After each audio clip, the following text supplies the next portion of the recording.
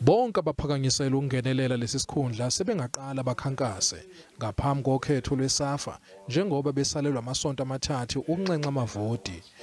uMengameli njengamanje uDanny Jordaan manje uzobhekana nabagaqele lesi sikhundla uRia Ledwaba, uSolly Mohlabeng kanye nowesine uMengameli akakwazanga ukuhlangabezana nokudingekayo uma ugaqele lesi sikhundla.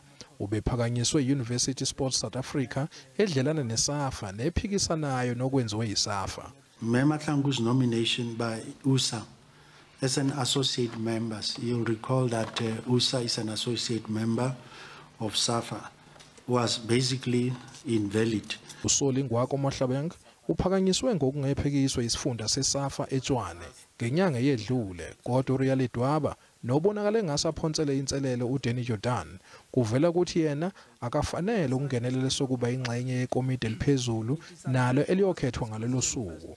uLedwaba akakwazanga ukwethula umkhankaso wakhe eGoli ngenyanga yedlule njengoba wathola izeluleko ezithi akalinde kuze kukhishwe uhlo lusemthethweni lamagama agaqele isikhundla, kanti uhlo lwabesifundazwe lukhishiwe.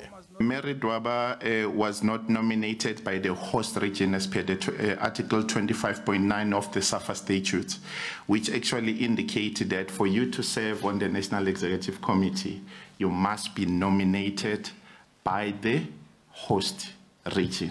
iSAFA inike laba abanganelisekile ngendlela lolu hlelo oluqhutshwe ngayo ukuthi badlulisele phambili izikhalazo zabo ekomidini elibhekelela imithetho yeSAFA ezinsukwini ezintathu. We are saying anyone who has an appeal must direct the appeal there. So for second interpretation, you can call it for a second opinion of some sort. Those people will believe they are credible to look at the legalities. Ikomidi elizokhethwa ngokwengamela iSAFA linezinyanga ezimbili nje ukwenza umsebenzi walo.